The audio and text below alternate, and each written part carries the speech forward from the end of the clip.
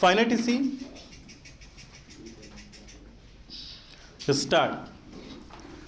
I am indeed happy to be present amidst you on the occasion of unveiling of the photographs of the presidents of the Central Legislative Assembly and the portraits of the former speakers of the Lok Sabha today as presiding officers of our apex elected body.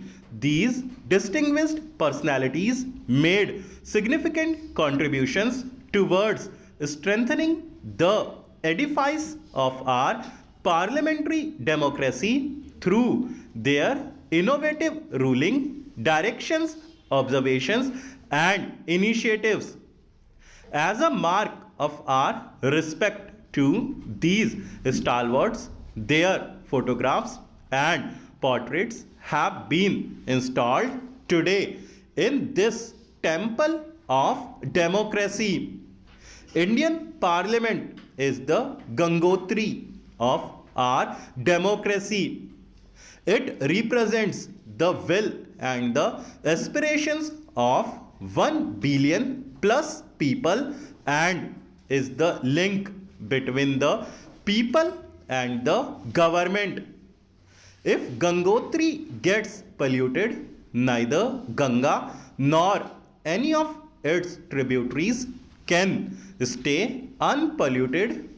It is incumbent upon all parliamentarians that they maintain the highest standards of democracy and parliamentary functioning. The parliament, like other organs of the government, is not sovereign and owes its origin and authority to the constitution and derives its functional responsibility from and discharges its responsibilities within the framework of the constitution. The prime function of the parliament is to enact legislations to empower the people on every front, social, economic, and political, to exercise control over executive and making it accountable in all respects.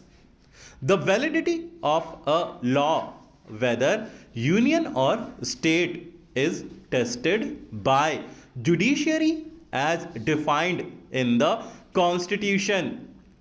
Our parliament has evolved well developed processes and procedures.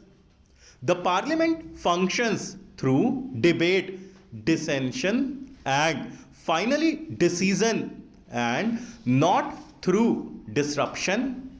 In order to strengthen our parliamentary functioning and other democratic institutions, it is important that all stakeholders, government, political parties, their leaders, and parliamentarians do some introspection and follow sound parliamentary conventions and rules.